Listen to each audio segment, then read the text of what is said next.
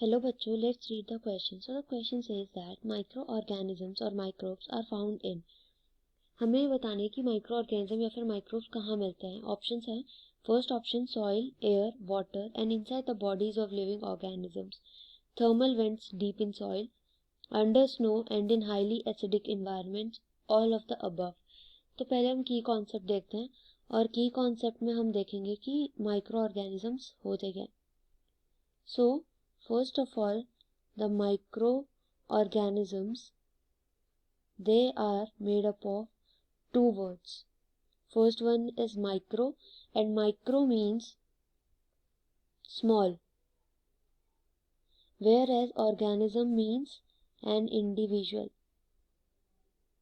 So very minute individuals or small individuals which are not visible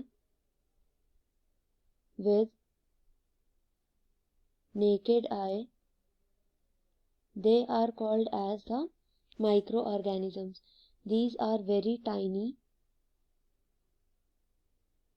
Microorganisms need to be seen with microscope. Without the microscope, it's hard to see the microorganisms. और इसके अंदर होता ये है कि ये single celled form में exist करते हैं. सिंगल सेल्ड फॉर्म को हम लोग और एक चीज़ क्या बोलते हैं, यूनिसेल्युलर. सिंगल सेल्ड फॉर्म के अंदर एग्जिस्ट करेंगे या फिर ये कॉलोनी की फॉर्म में भी एग्जिस्ट कर सकते हैं. मतलब बहुत सारे जो सेल्स होते हैं वो मिलकर के कॉलोनी फॉर्म कर लेते हैं और उस फॉर्म में एग्जिस्ट करते हैं. उसके बाद बहुत तरह के माइक्रो ऑर्गेनिजम्स हो सकते हैं. For example micro organisms can be bacteria, then fungi, then yeast, बहुत छोटी छोटी algae, virus, viroids, then prions. ये सब जो होते हैं माइक्रो ऑर्गेनिजम्स होते हैं. अब माइक्रो ऑर्गेनिजम्स का जो हैबिटेट होता है, यानी कि ये कहाँ रहते हैं, तो माइक्रो ऑर्गेनिजम्स मिलते हैं सॉइल में. जैसे कि सॉइल का एक एग्जांपल हो गया राइजोबियम, जो कि एक सॉइल बॉर्न बैक्टीरिया है, या फिर बैसिलस थेरुमजेनेसिस, थ्यूरिन